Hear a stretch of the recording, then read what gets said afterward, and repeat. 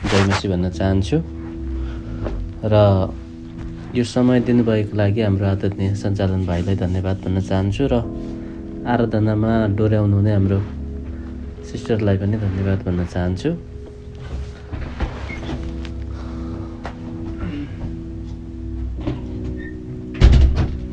र समयलाई मध्यनजर गर्दै अब हामी सधैँ झैँ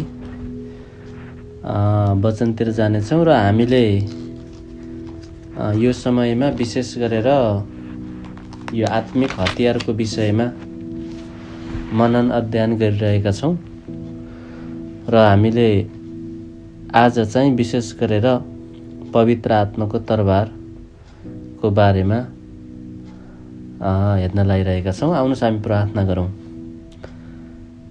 आबा पिता, हामी तपाईँलाई धन्यवाद दिन्छौँ, तपाईँको नाउँको हामी स्तुति गर्छौँ र तपाईँ परमेश्वरले आज पनि हामीलाई फेरि यो सुनौलो साँझ दिनुभएको छ।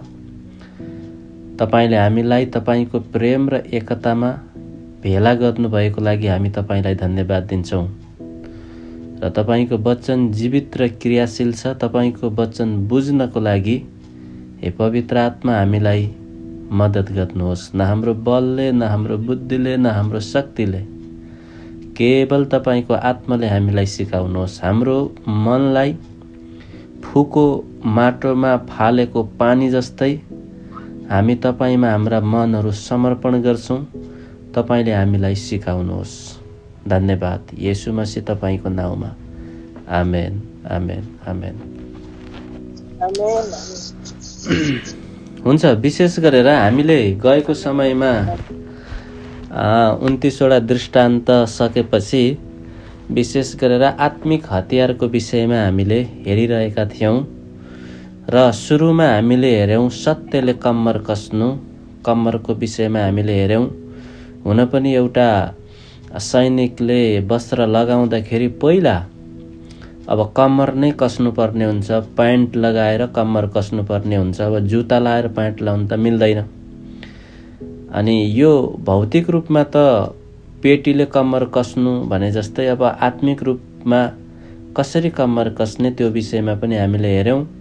प्यान्ट लगाएर कम्मर कसेपछि फेरि माथिको वस्त्र लाउनु पर्यो, धार्मिकताको छातीपाता। त्यसपछि बल्ल खुट्टामा जुत्ता लगाउनु पर्यो अनि त्यसपछि विश्वासको ढाल हातमा लिनु पर्यो। अब छातीपाता पनि भयो, जुत्ता पनि भयो, त्यसपछि हातमा एउटा ढाल उठाउनु पर्यो जसले चाहिँ हामीलाई सुरक्षा गर्छ अन्धकारको शक्तिले। अग्निमय बाण अर्थात् अग्निमय तीर प्रहार गर्दाखेरि हातमा ढाल छ भने त्यो ढालले फिजिकली शरीरलाई बचाउन सक्छ। त्यसरी नै यहाँ चाहिँ विश्वासको ढाल उठाओ भनेर भन्नुभयो। त्यसपछि अब आज चाहिँ हिजो हामीले हेऱ्यौँ। त्यसपछि मुक्तिको टोप कसरी टोपी लाउने, यो टाउकोलाई कसरी सुरक्षित राख्ने। भौतिक रूपमा टाउकोलाई सुरक्षित राख्दाखेरि शरीरको मुख्य सबै केन्द्रबिन्दु भनेको टाउकोभित्र हुन्छ, यो शिरभित्र हुन्छ। त्यसै कारण भौतिक रूपमा पनि यो शिरलाई धेरै जतन गरिएको कुराहरू हामी देखिन्छ। साधनको रूपमा पनि चलाउँदाखेरि हेलमेट लगाइन्छ, कतै काम गर्दा कम्पनीहरूमा प्रायःजसो शिरको सुरक्षाको निम्ति टोपी लगाइएको कुराहरू हामी पाउँदछौँ। ड्युटी जाँदाखेरि पनि टोपी छोडियो भने ड्युटी हापेर आउनुपर्ने यस्ता कुराहरू हामी धेरै देखेका, जानेका र बुझेका छौँ। अनि त्यसको तात्पर्य चाहिँ के हो भने शिर भनेको शरीरको सबै भाग चाहिँ शिरभित्र हुन्छ। त्यसै कारण यो शिर एकदमै महत्त्वपूर्ण छ। धरतीबाट परमेश्वरसँग मिलाप गर्ने, भेट गर्ने यो सबै केन्द्रबिन्दु शिरमा छ। आत्मिक रूपमा पनि यो सबै शिरमा छ र अनात्मिक रूपमा पनि यो शिरमा छ।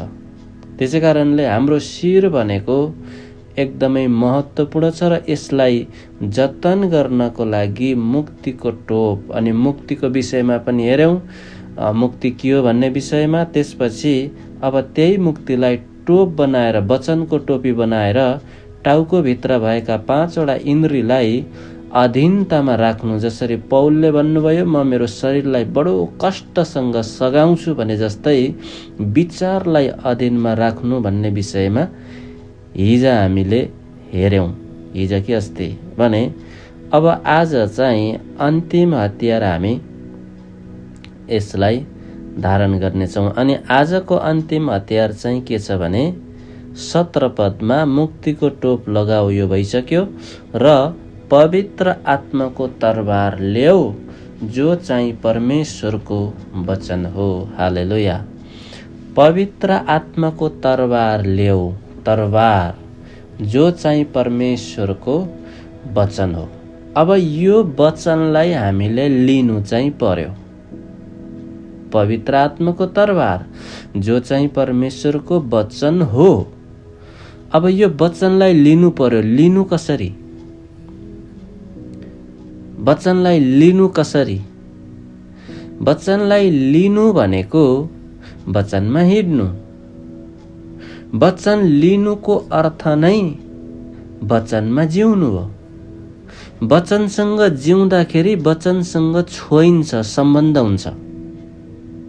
यदि वचनसँग जिएन भने वचनबाट टाढा हुन्छ। त्यही भएर वचनसँग जिउने, सुनेर वचनलाई पालन गर्नेलाई परमेश्वरले बुद्धिमानी भन्नुभएको छ। अनि लिनुको अर्थ नै त्यसलाई धारण गर्नु, त्यसलाई पहिरनु। धारण गर्नु भनेको नै पहिरनु हो। जसरी हामीले हाम्रो नाङ्गो शरीरमाथि वस्त्र धारण गरेर हाम्रो नम्रतालाई छोप्छौँ, त्यसरी नै यो वचनलाई पनि धारण गर्नु, यो तरबारलाई लिनु। अब सबै यहाँ हतियारहरू पहिरिसकेपछि टोपी पनि भयो, कम्मर पनि कसियो, जुत्ता पनि लगाइयो, अब हातमा ढाल पनि छ एउटा हातमा। अब अर्को हातमा उठाउनु पर्यो तरबार।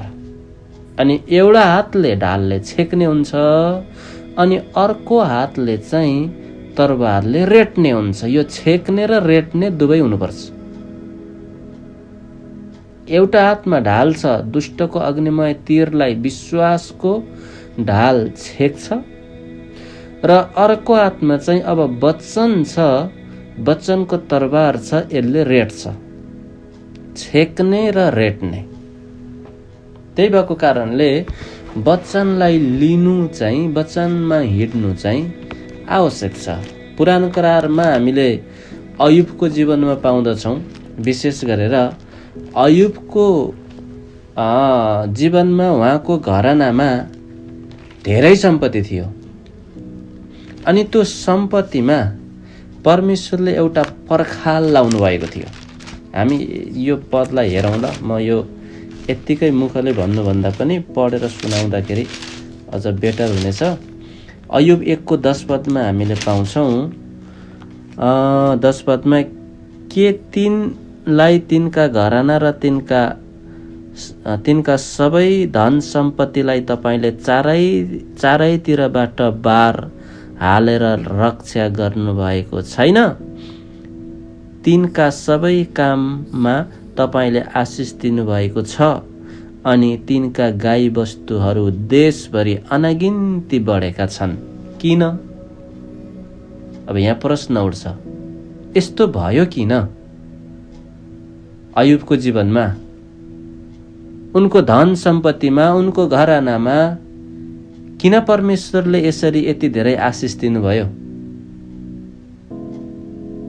यो आशिषको पर्खाल परमेश्वरले अयुबको जीवनमा किन लगाइदिनु भयो उहाँको घरानामा? अनि यो आशिष हुनुको कारण चाहिँ के छ भने, यो पर्खाल हुनुको कारण चाहिँ के छ भने, अयुब 1 अध्यायको 1 पदमा पाउँछौँ। यहाँ अयुबको परिचय छ। उज देशमा अर्थात् इराक अयुब नाउँको एकजना मानिस बस्दथे। तिनको क्वालिटी हेर्नुहोस् है। तिनी पहिलो पोइन्ट निर्दोष, दोस्रो पोइन्ट सोझो, तेस्रो पोइन्ट जीवन बिताउँथे अर्थात् वचनमा हिँड्थे, र चौथो पोइन्ट परमेश्वरबाट डराउँथे, र पाँचौं पोइन्ट दुष्टबाट अलग बस्थे। परमेश्वरसँग डराउनुको अर्थ दुष्टसँग अलग बस्नु हो। यसको मतलब परमेश्वरसँग डरावा त दुष्टसँग सँगै बस्नुपर्ने।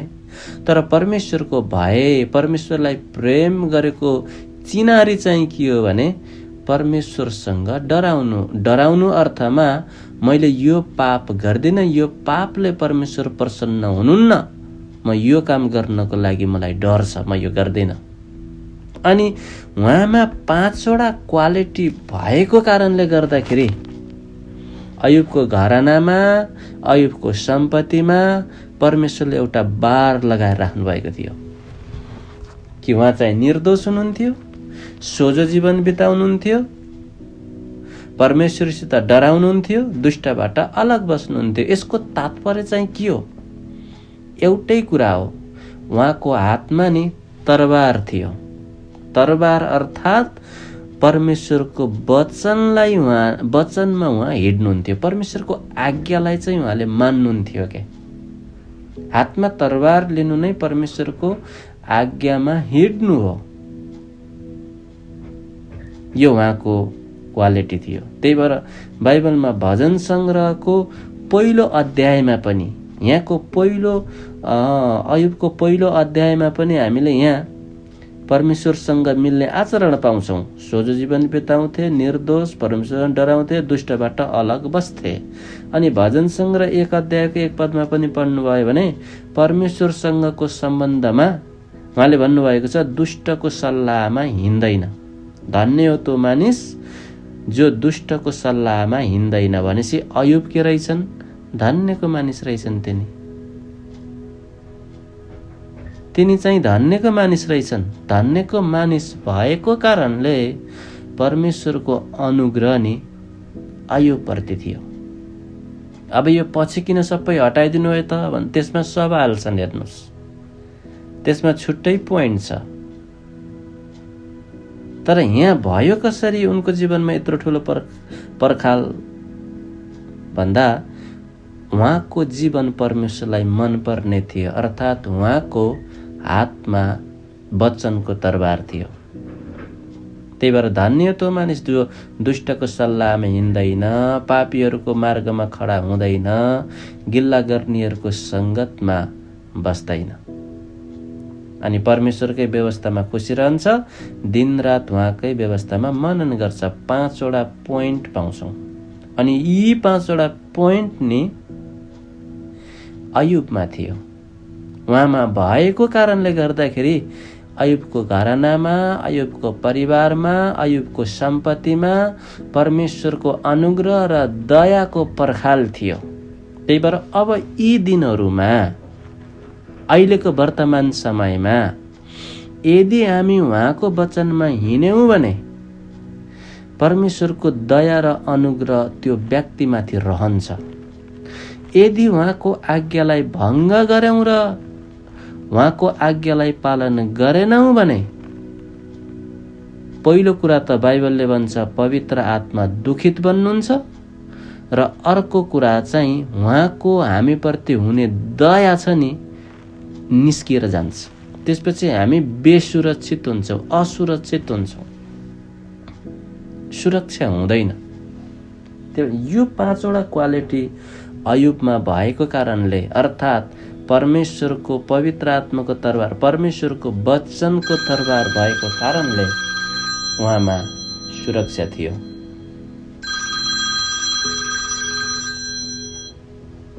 नमस्कार नमस्कार। चलो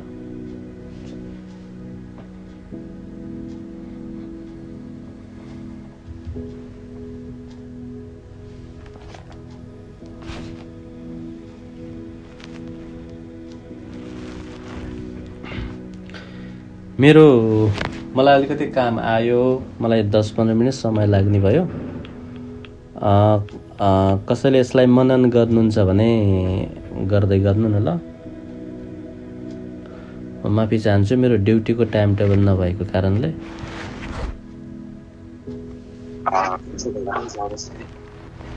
यहाँहरूले अध्ययन गर्न र यहाँहरूले आशिष सेयर गर्न सक्नुहुन्छ है यो उसबाट। हुन्छ दादा, अवश्य।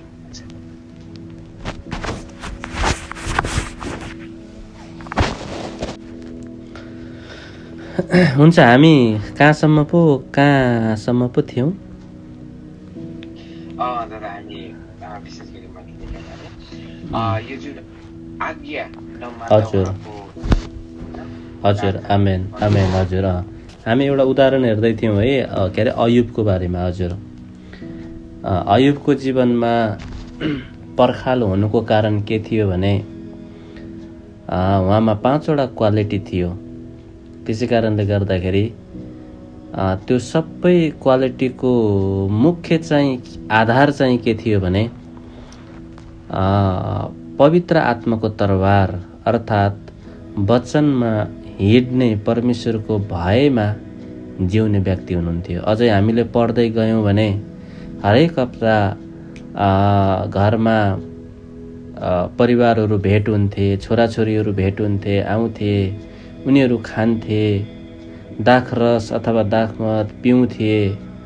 अनि अयुबको मनमा एउटा कुरा खेल्थ्यो, मेरा छोराछोरीले कतै भुल पो गरे कि, दाखरसको तालमा नसामा केही गल्ती पो गरे कि, केही गल्ती पो बोले कि, जुन कुराले परमेश्वरलाई मन पर्दैन, जुन कुराले परमेश्वरको मन दुखायो, त्यो सम्झेर पनि उहाँले छोराछोरीको निम्ति थुमा बलिदान चढाउनुहुन्थ्यो, थुमा ल्याएर बलिदान चढाउनुहुन्थ्यो। भनेपछि हेर्नुहोस् त कतिसम्मको भयमा अयुब जिउनु भएको रहेछ। त्यसलाई एउटै उपाधि दिइन्छ, त्यो चाहिँ के हो भने परमेश्वरको वचन अर्थात् तरबार चाहिँ हातमा लिएको भन्ने कुराहरू बुझाउँछ।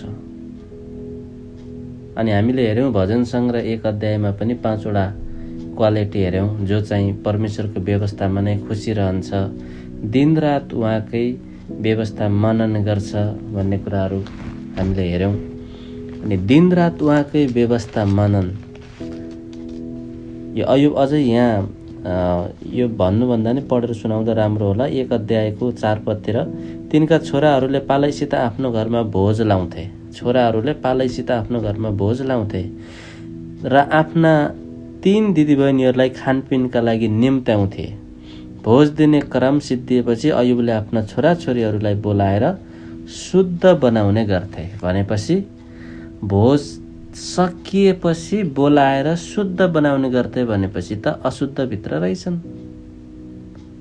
अयुबको मनमा केही न केही व्यवहारद्वारा परमेश्वर प्रसन्न हुनुभएको छैन होला, दुखित हुनुभएको छ होला भन्ने आधारमा उहाँहरूले छोराछोरीलाई बोलाएर शुद्ध बनाउनुहुन्थ्यो। बिहानै उठेर तिनीहरू प्रत्येकको निम्ति यो विचारले एउटा एउटा होम बलि चढाउँथे, सायद मेरा छोराछोरीहरूले पाप गरे होलान् र परमेश्वरलाई आफ्ना हृदयमा सरापे होलान्।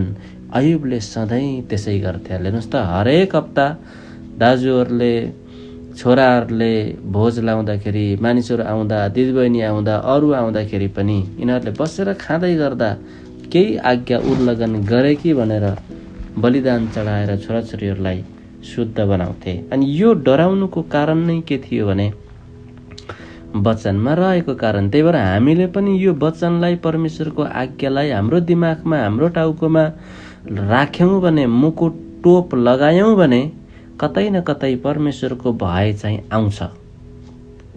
मेरो पछिबाट मैले केही गल्ती, परमेश्वर मन दुखाएँ कि, हामीलाई यस्तो आउँदैन कि मैले पाप गरेँ भने ओहो परमेश्वर क्रोधित, म नरकमा जान्छु, त्यसैले म वचनको आज्ञा मान्न पर्छ।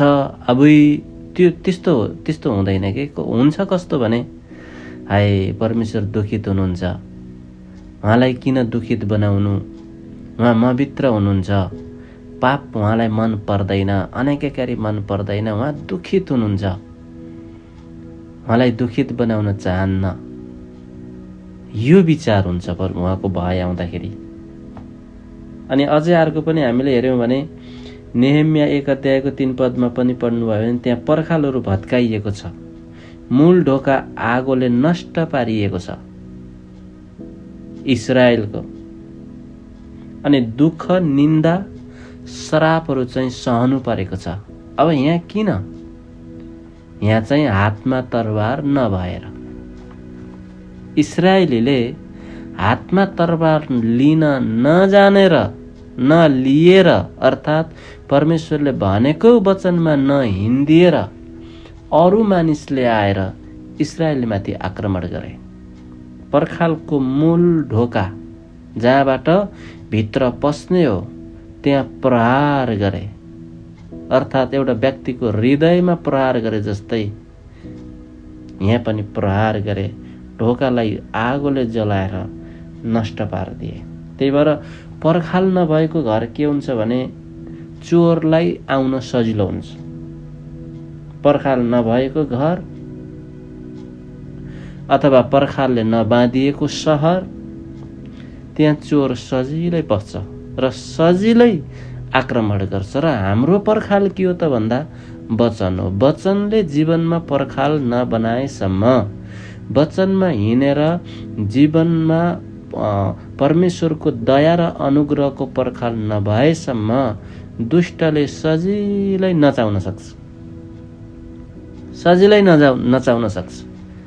त्यही भएको भएर हाम्रो मनमा पर्खाल नहुँदाखेरि, वचनको पर्खाल नहुँदाखेरि हाम्रो मन छालले, समुद्रको छालले हुत्याउँछ नि, घरि झ्वाममा यता हुत्याउँछ, घरि झ्वाममा उता हुत्याउँछ। हाम्रो मन त्यसरी नै हुत्तिन्छ के, आशा हुँदैन, भरोसा हुँदैन।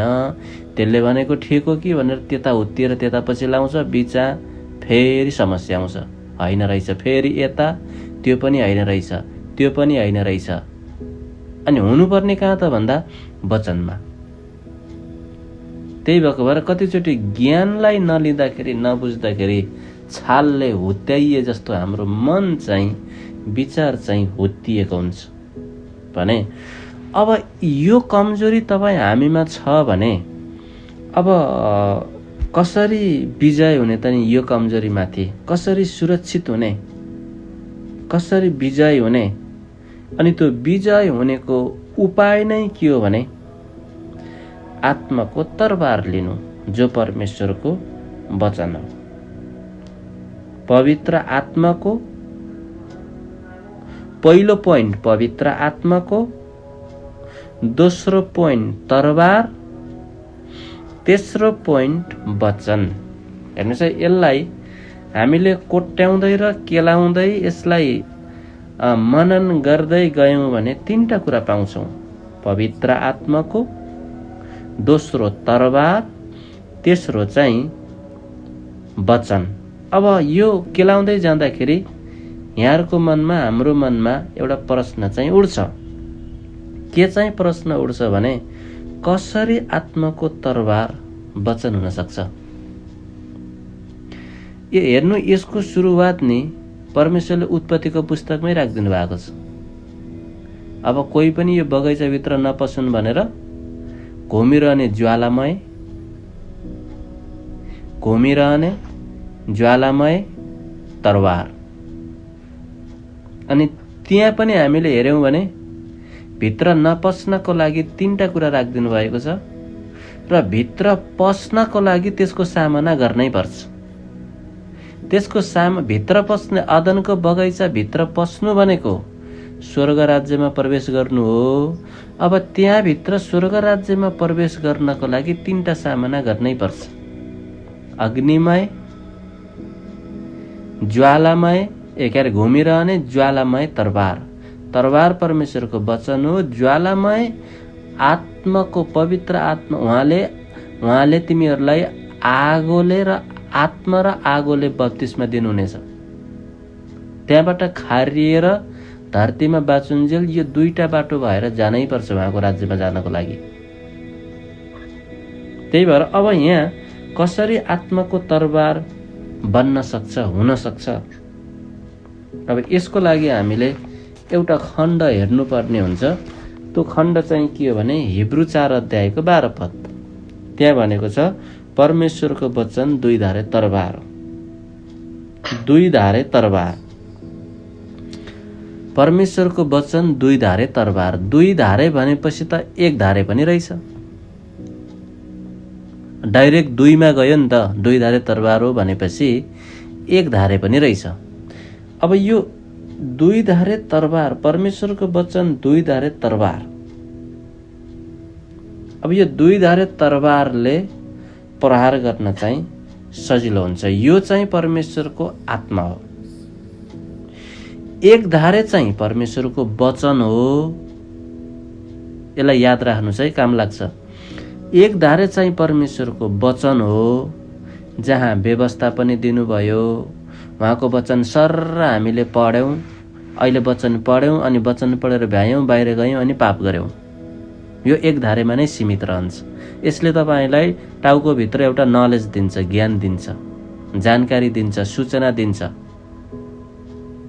अदनको बगैँचामा आदम र हव्वा थिए अरे, रहेछन्, यसले सूचना मात्रै भयो। यो एक धारे हो। त्यही भएर बाइबलमा कोरिन्थीको पुस्तकमा हेऱ्यौँ भने लिखित अक्षरले मार्छ। लिखित एक धारे मात्रै हो। जहाँ कसरी मार्छ त भन्दा लिखित अक्षर, जानकारी त पायौँ, पालन गरेनौँ। त्यही भएर वचन सुनेर पालन गरेनौँ भने त्यसले आफैलाई धोका दिन्छ। धोका दिनु भनेको धरतीमा एउटा केटा र केटीको प्रेममा धोका पाउनु भनेको होइन। धोका भनेको परमेश्वरबाट छुट्टिएर अनन्तको नरकमा प्रवेश गर्नु, त्यो धोका हो। त्यो धोका भनेको। त्यही भएर एक धारे भनेको यो चाहिँ परमेश्वरको वचन हो, जहाँ चाहिँ हामीले बाइबलमा पाउँछौँ। र दुई धारे भनेको परमेश्वरको आत्मा हो। त्यही भएर अब हामीले यसलाई पढ्दाखेरि एक धारे पाउँछौँ र यसमा हिँड्दाखेरि दुई धारे पाउँछौँ। त्यही भएर जीवनमा वचनलाई जहिले पनि दुई धारे बनाउनु, वचनको जानकारी लिनु, वचनको जानकारी दिनु, तर पालन नगर्नु, यो एक धारे बन्छ। अनि एक धारेमा समस्या हुन्छ, गाह्रो हुन्छ, प्रहार गर्न सकिँदैन। तर दुई धारेमा धेरै बल लाउनु पर्दैन। 50% तपाईँले काम गर्नुहुन्छ भने 50% परमेश्वर पवित्र आत्माले काम गर्नुहुन्छ। त्यही भएर यसरी चाहिँ यसलाई दुई धारे तरबार भनेर बुझ्ने गरिन्छ। त्यही भएर वचनको, पवित्र आत्माको तरबार जो परमेश्वरको वचन हो।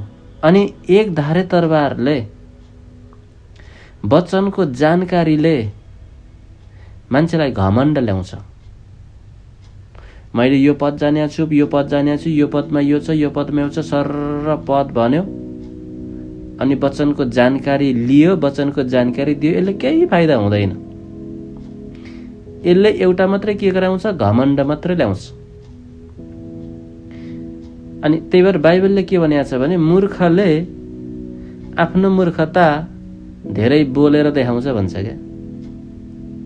त्यही भएर एक धारे जानकारी मात्रै आयो, हिँड्न सकेनौँ भने, वचनमा हिँडेर दुई धारे बनायो भने मान्छेको लक्षण त्यही हुन्छ। हामीले देखिन्छ, बुझिन्छ, मान्छेको बोलीबाट नै थाहा हुन्छ। यो भयो एक धारे। अब दुई धारे बनाउनको लागि वचन पालन गर्नु, वचन पालन गर्नु यो आत्माको तरबार हो। अनि यदि कसैले वचनलाई पालन गरेको छ भने उसँग आत्माको तरबार छ।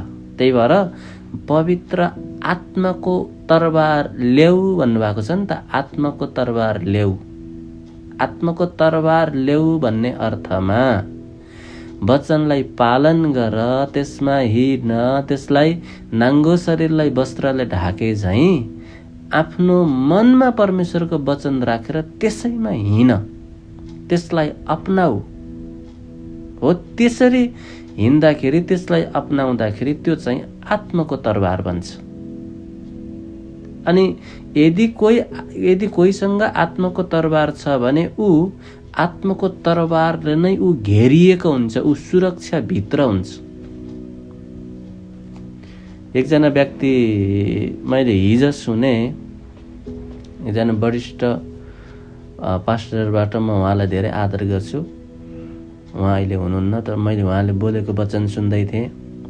एकजना कुनै व्यक्तिले अर्को व्यक्तिलाई मार्नको लागि पानीमा केही मिसाएर पिउन दिएछ क्या। तर त्यो व्यक्तिको बानी चाहिँ कस्तो भने हर समय पानी पिउँदा पनि, चिया पिउँदा पनि, खाना खाँदा पनि उसको बानी चाहिँ कस्तो भने हर समय दुःखमा पनि सुखमा पनि जस्तो समयमा पनि परमेश्वर तपाईलाई धन्यवाद, मलाई यो पिउने साधन दिनुभयो, यो पिउने पदार्थ दिनुभयो, धन्यवाद। हर समय धन्यवाद दिने उसको बानी, हृदयदेखि नै, मुखले मात्रै होइन, ओठले मात्रै होइन, भित्रैबाट। अनि मान्छे छक्क परे अरे कि यो किन मर्दैन, विषालु चिज नै हामीले दिएको किन मर्दैन, किन मर्दैन। पछि त्यही व्यक्तिले थाहा पाएर गवाई दिँदाखेरि मेरो बानी चाहिँ परमेश्वरप्रति हर समय धन्यवाद दिनु। प्रभु तपाईँलाई धन्यवाद, यो पिउने पदार्थ दिनुभयो जहाँ चाहिँ विष थियो, अथवा व्यक्तिलाई त थाहा थिएन। त्यो धन्यवाद दिएको कारणले गर्दाखेरि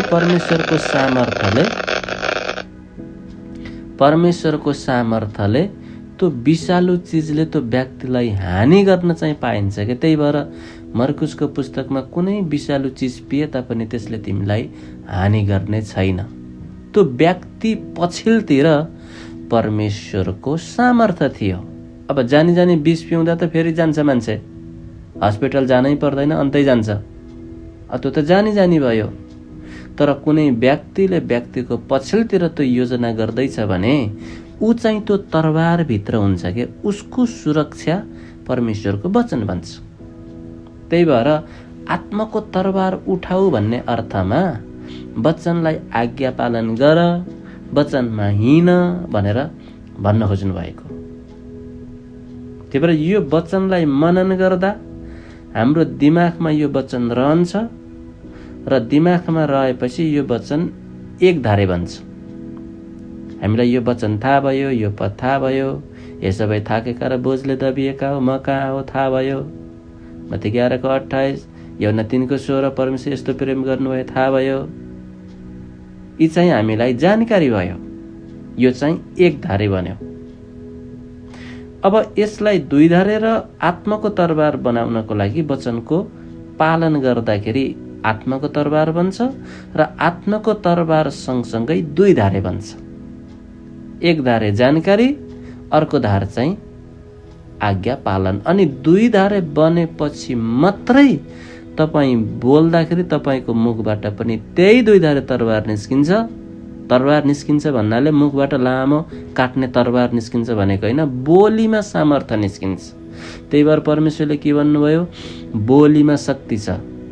12:37 होला मत्ती, बोलीले नै जीवन, बोलीले नै मृत्यु। असावधान बोलीले तरबारले चाहिँ घोच्छ, तर बुद्धिमानीको बोलीले सन्चो पार्छ। भनेपछि बुद्धिमानीको बोलीमा के रहेछ, सन्चो पार्ने सामर्थ्य रहेछ। असावधान बोलीमा के रहेछ, भत्काउने सामर्थ्य रहेछ। त्यही भएर वचनलाई पालन गर्दा यो आत्माको तरबार बन्छ र यो दुई धारे तरबार बन्छ। वचन अहिले बोलिरहेको सुन्नु भएको छ, सुनेका छौँ, यो चाहिँ एक धारे भइरहेको छ, जानकारी पाएका छौँ वचन त यस्तो पो रहेछ भनेर। तर यसलाई पालन गरेपछि दुई धारे बन्छ। त्यही भएर बिउ रोपेर मात्रै हुँदैन, त्यसमा पानी हाल्नुपर्छ, पानी राख्नुपर्छ, त्यसलाई चाहिने सबै थोक दिनुपर्छ, गोड्नुपर्छ। त्यसरी नै यो वचनलाई दुई धारे बनाउने तरिका चाहिँ आत्माको तरबार भिर्नु, आत्माको तरबार उठाउनुको लक्ष्य चाहिँ वचनलाई पालन गर्नु हो। हामी फेरि त्यही पदमा हौँ, एफिसी 6:17 पदमा।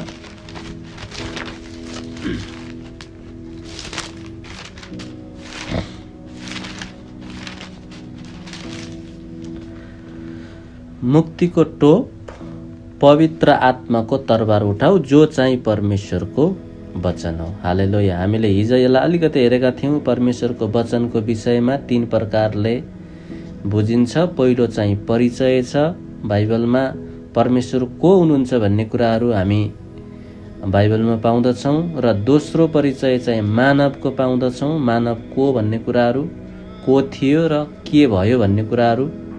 परमेश्वर शुद्ध हुनुहुन्छ, परमेश्वर पवित्र हुनुहुन्छ, मानव चाहिँ पापी छ, त्यो परिचय पाउँछौँ। र त्यसपछि चाहिँ प्रतिज्ञा पाउँछौँ। अब तिमीहरूले मेरो आज्ञालाई पालन गर्यौ भने तिमीहरूलाई म शिर बनाउनेछु, बुद्धिमानी बनाउनेछु, पुछार होइन, धेरैजनालाई लिड गर्ने व्यक्ति बनाउनेछु, प्रतिज्ञा पाउँछौँ। त्यसपछि आज्ञा पालन पाउँछौँ। त्यही भएको भएर अब यो आज्ञा पालनको केन्द्रबिन्दु नै परमेश्वरको वचन अर्थात् पवित्र आत्माको तरबार ल्याऊ, जो चाहिँ परमेश्वरको वचन हो। त्यसै कारणले गर्दाखेरि यो वचनलाई हामीले उठायौँ, यो वचनलाई लियौँ भने, आज्ञा पालन गऱ्यौँ भने यो नै आत्माको तरबार हाम्रो जीवनमा बन्छ। अनि आत्माको तरबार बनिसकेपछि हामीलाई गाह्रो चाहिँ हुँदैन। सुरुमा निकै गाह्रो हुन्छ आज्ञा पालन गर्नको लागि, तर बानी परेपछि हुँदैन।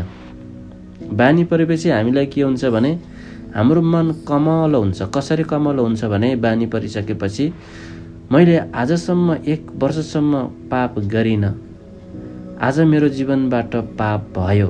त्यति बेला के फिल हुन्छ भने हामीलाई, ओहो मैले कस्तो गल्ती गरेँ, मैले कस्तो परमेश्वरलाई निराश बनाएँ, उहाँको आत्मालाई कस्तो दुखित बनाएँ।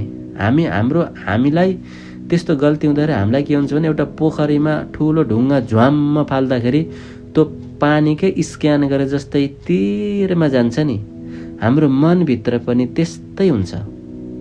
थुक्क किन गरेछु, हाय किन गरेछु, पहिला त्यस्तो हुन्छ र पछि चाहिँ पश्चातापी हृदय आउँछ। प्रभु मैले यो गरेँ, मैले गल्ती गरेँ, क्षमा गर्नुहोस्, दया गर्नुहोस्। अनि यो पश्चातापले फेरि परमेश्वरको नजिक पुर्याउँदछ। अनि त्यसपछि आत्माले हामीलाई हिँड्नको लागि सिकाउनुहुन्छ, उहाँले डोर्याउनुहुन्छ, उहाँले अगुवाई गर्नुहुन्छ, उहाँले भन्नुहुन्छ। हितोपदेश 23 पदमा पाउँछौँ, मेरो हप्कीलाई ग्रहण गरेका भए मेरा मनका कुरा तिमीहरूलाई भन्ने थिए, मेरा विचार तिमीलाई पोख्ने थिए भन्नुभएको छ। मनका कुरा। त्यही भएको कारणले हामीले उठाउनु पर्ने हतियार चाहिँ के हो भने आत्माको तरबार। यो वचन मात्रै उठाउनु होइन, यो वचन मात्रै उठाउँदा दुष्टलाई त्यति हानिकारक चाहिँ हुँदैन क्या। हामीले उदाहरणको लागि आज्ञा पालन छैन, दुष्टलाई यो पद फल्ना पदको यसले म प्रहार गर्छु गर्दाखेरि उताडा हे गरेर हाँसिरहेको हुन्छ। किन हाँसेको हुन्छ भन्दा आज्ञा पालन, 2 धारे तरबार, पहिला 2 धारे बनाउनु नि अनि बल्ल मलाई प्रहार गर्नु, उसले पनि त्यसो भन्छ क्या। त्यही भएको भएर यहाँ वचनको तरबार उठाउनु भन्ने अर्थमा वचनलाई पालन गर्नु भनेको हो। त्यही भएर परमेश्वरको वचन 2 धारे हो भने 1 धारेले नलेज ल्याउँछ, पालन गर्दाखेरि त्यो 2 धारे बन्छ। त्यही भएर जीवनमा 2 धारे तरबार बनायौँ भने बल्ल हकार्न सकिन्छ। चट्टानमा बसालिएको घर त्यही त हो नि। आज्ञा पालन गर्यो, वचन सुन्यो 1 धारे, पालन गर्यो 2 धारे। 2 धारे व्यक्ति 2 धारे वचनलाई 2 धारे बनाएको व्यक्ति बुद्धिमानी हुन्छ। अनि त्यो बुद्धिमानी व्यक्तिलाई एउटा चट्टानमा बसालिएको घरसँग तुलना गर्नुभयो। अनि दुष्ट आफै गयो, पहिला त दुःख पठायो पानी वर्षाएर, त्यसपछि त बाढी पहिरोले विभिन्न फोहोर बगाएर ल्याए चाहिँ कल्पनामा खराब विचार पठायो, तर ढलेन घर, असरै परेन। त्यसपछि ऊ आफै जान्छु म अब यसलाई, म आफै गएर प्रहार गर्छु। गएको त थियो तर बजारियो के घरमा, घरलाई केही भएन, बजारियो। बजारियो अर्थ बुद्धिमानी मान्छेले हकारेर खेद्यो के, त्यो जाने दुष्टलाई नै असर पर्यो। बजारियो भन्ने अर्थमा कतिजना हामीले देख्छौँ नि युट्युबतिर मान्छेको ध्यान आजभोलि मोबाइलतिरै हुन्छ, हिँड्दाखेरि पनि बस्दा ठाउँमा त ठिकै नै हो, बाटोमा हिँड्दाखेरि पनि मोबाइलतिरै हुन्छ। हामी देख्छौँ नि खम्बामा ठोक्किएको, हिँड्दै गर्दा मोबाइल हेरेर कहाँ ठोक्किएको, बजारिएको हो। त्यसरी नै अज्ञानतामा गएको कारणले गर्दाखेरि बजारिए, अनि यो घरमा बजारिए कि उसले खेद्ने शक्ति भयो, दुईधारे भएको कारणले उसलाई असर पर्यो, तर घरलाई केही असर परेन। किन? दुईधारे थियो। त्यसै कारणले आत्माको तरबार उठाओ, पवित्र आत्माको तरबार लियो, जो चाहिँ परमेश्वरको वचन हो।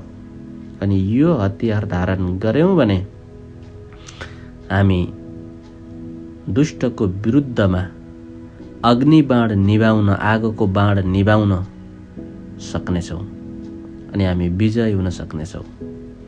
हुन्छ, म आजको वचनलाई यहीँ राख्न चाहन्छु। आब्बा पिता, हामी तपाईँलाई धन्यवाद दिन्छौँ यो वचनको लागि। हे स्वामी, हामी प्रार्थना गर्दछौँ साँच्चै नै तपाईँको वचन दुई धारे तरबार हो र हामीले यसलाई एक धारे मात्रै बनाएर सीमित नहोस्, तर यसलाई हामीले दुई धारे बनाएर, अर्थात् तपाईँलाई प्रसन्न पार्ने जीवन जिएर, तपाईँको वचनमा जिएर अघि बढ्नको लागि हामीलाई अनुग्रह गर्नुहोस्। हे पवित्र आत्मा, हामीलाई अनुग्रह गर्नुहोस्। हाम्रा कमजोरी र हाम्रा अविश्वासलाई क्षमा गर्नुहोस्, तर विश्वासमा र तपाईँको वचनमा हिँड्नको लागि हामीलाई बल, शक्ति र सामर्थ्य दिनुहोस्। प्रभु, तपाईँलाई धन्यवाद यो समयको लागि, यो मौकाको लागि धन्यवाद भन्दै प्रार्थना चढाउँछौँ येशू प्रभुको नाउँमा। आमेन, आमेन, आमेन। हुन्छ, समय लिन सक्नुहुन्छ। आमेन, आमेन, आमेन, आमेन, हालेलुया, आमेन, आमेन, आमेन, हालेलुया, आमेन, आमेन, आमेन, हालेलुया। हुन्छ, धेरै धेरै धन्यवाद हाम्रो महान अनि जीवित परमपिता परमेश्वरको वचन लिएर आउनुहुने हाम्रो आदरणीय प्रवीण दादालाई साँच्चै नै एकदमै आशिषमय आजको यो जुन एफएसीको 6 को हामीले आज तिहारको विषयमा जुन सिक्यौं। आमेन, आमेन, आमेन, हालेलुया। लगभग 4 दिनपछि हाम्रो यसलाई कम्प्लिट भएको छ। साँच्चै नै आजको यो जीवित वचनबाट अझै यति धेरै कुराहरू मैले सुन्ने र सिक्ने मौकाहरू पाएको छु।